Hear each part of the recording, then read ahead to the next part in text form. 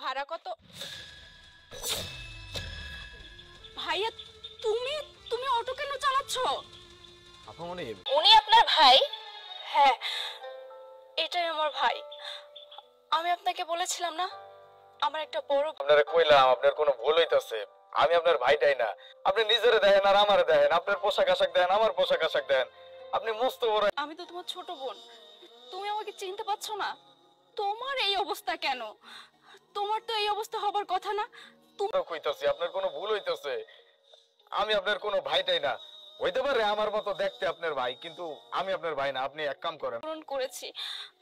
আমি আমি বুঝতে পারছি যে আমি যে ভুল করেছি, যে অন্যায় করেছি তার কোনো ক্ষমা হয় না, কিন্তু প্লিজ ভাইয়া, বাবা মা কেমন আছে? খবরদার, খবরদার ওই মুখে আপনি আমার বাপ মায়ের এই বাপ মায়ের খোঁজ তখন কই গেছিল যখন ওই লোকটার লগে আপনি হাত ধরে পালায় গেলেন? কি করি নাই? আপনার ম্যাজিস্ট্রেট বানাইবো, আপনি বড় অফিসার হইবেন। রাত দিন পরিশ্রম করছি, একবারও চিন্তা করি নাই ছাইরে আপনি যাইতে পারছেন। আপনি তখন যদি যাইতে পারছেন তাহলে এখন কি লেগেছেন খবর নিতে? কোনো দরকার নাই। আমি যদি আমার মাইয়ের মুখটা একবার দেখতে পারতাম। দেখতে পারেন কেমনে দেখবো? আপনি তো আর আহেন দিল মাইয়াটারে তুমি মাফ করে দাও। ওই মানুষটা কি কইছিল জানেন? কইছিল ওই মাই মাফ করে দিতাম, কিন্তু আপনি তো আহেন নাই। আপনি আহেন নাই। বাপটা এক বুক আফসোস লই না নাই, মানুষটার এই দুনিয়াতে নাই। আপনি যে তার ছাইরে চলে গেছিলেন। আমি অনেক বড় একটা ভুল করে ফেলেছি। আমি তখন আবেগে পড়ে আমার বয়ফ্রেন্ডের হাত ধরে পালিয়ে আসছি। বাবা এভাবে মারা যাবে আমি কখনো আন্দাজ করতে পারিনি। আমি যদি এটা কখনো আন্দাজ করতে পারতাম। নাম নিবেন না, খবরদার নিবেন না। আমি কি করলাম এটা? যে বাবা আমার মানুষ করেছে, আমি কিনা সেই বাবার কথা চিন্তা না করে আমি এভাবে বাড়ি থেকে পালিয়ে আসছি। আমার কাছে লাভ নাই, আমার কাছে মাপছে কোনো লাভ নাই। কত স্বপ্ন ছিল সবার, সেই স্বপ্ন তার আমার বাপের পূরণ হয় নাই। আমি যে একটা শিক্ষিত পোলা তার ঘরের ভিতরে আছি, এটা আমার বাপে কোনোদিন চোখে দেয় না। বাপ বেটা মিল্লা দুইজনে মিল্লা পরিশ্রম করছি খালি আপনারে মানুষ করার লেগা, পড়াশোনা করানোর লেগা।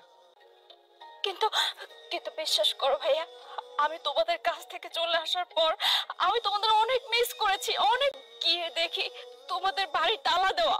পরে পাশের বাসার চাচাকে জিজ্ঞেস করেছিলাম তোমাদের কথা। সে বলেছে তো শহরে এত কোটি কোটি মানুষের মধ্যে তোমাদেরকে কই খুঁজতাম। আমি তো তোমাদের অনেকবার কলও দিয়েছি। শহরে আমু না তো কি করব? আমি তো একটা পোলা, বাপটা তো মরেই গেছে, মাওটা তো আছে। জীবনটা পার করার লেগা ওই গ্রামে আর থাকতে পারি নাই। মায়ের তো খাওয়ান দিতে হইব, ওষুধ দিতে হইব, নিজের তো খাইতেছি। টাকা নাই, চাকরি হয় নাই, তাই আর কোনো উপায় না পাইয়া এখন আমি তো একটা ভুল করেই ফেলেছি। তুমি তো আমার বড় ভাই, আমি তোমার ছোট বোন। তুমি আমাকে মাফ করে দাও প্লিজ। ও আমি তো আবার আপনার কাছ থেকে ভাড়াও নিতে পারবো না। দোয়া করি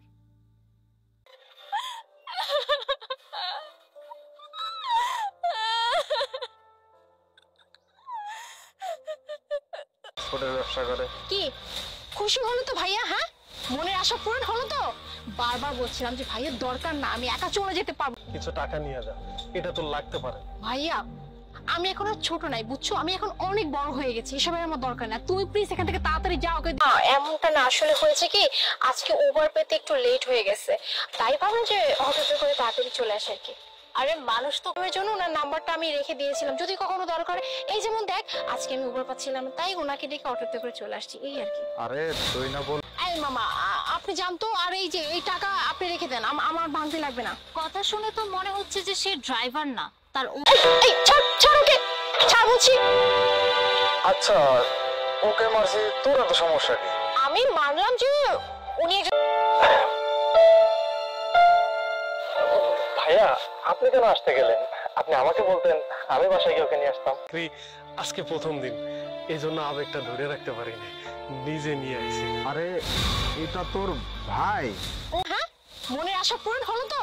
বারবার বলছিলাম যে ভাইয়ের দরকার না, আমি একা চলে যেতে পারবো না, তোকে আমি ভাঙাড়ি অটোতে করে নিয়ে যাব। এর জন্য না, আসলে আমি চাই না যে সবাইকে বলতে যে আমার ভাই সাধারণ একটা অটো চালক। তুমি বলো সব। আমি অটো চালাই, এটা ওর প্রেস্টিজে লাগে। আমি এই অটো চালাই, সবাই বুঝবো না, আমাদের বাবা মা নাই তো, তাই আমি চাইছি আমার বোনের অনেক বড় বানাবো, আর তার জন্য চালাই। আর আমাগো ভাই গো বাবা মা গো কষ্ট সবাই বুঝবো না। শোনো ভাইয়া, তুমি মোনা, তোমার লজ্জা হওয়া উচিত, তোমার লজ্জা হওয়া উচিত যে এই ভাই তোমাকে অটো চালিয়ে এই পজিশনে এনেছে। আরে আমার বাবা একজন অটো চালক ছিল, তার পজিশনে এনেছে। বড় ভাইরা হয় কি জানো, এক একটা বট বৃক্ষের মতো, তারা সবসময় ছায়া দিয়ে রাখে, আর সেই ছায়াটা মাথার উপর থেকে চলে গেলে ভাই সেই তোমার পাশে আসবে। তাই বলি কি, এই বড় ভাই যতদিন বেঁচে আছে তাকে সম্মান করতে শিখো। ভাইয়া, আমি অনেক বড় অন্যায় করে ফেলি, অনেক টাকা পয়সার মালিক। তুমি যে অটো চালাও আমি কাউকে বলিনি, কারণ সবাই আমাকে ছোট করে দেখবে এর জন্য, কিন্তু দাঁড়িয়েছি এটার জন্য একমাত্র তুমি। আর আমি কিনা তোমাকে এতদিন ছোট করে রেখেছি। ভাইয়া প্লিজ আমাকে ক্ষমা করে দাও। আর হ্যাঁ, আমার কোনো যায় আসে না। এই তো আমার লক্ষ্মী বোন। ভাই তোমারে অনেক ধন্যবাদ, তুমি আসল শিক্ষিত অনেক বড়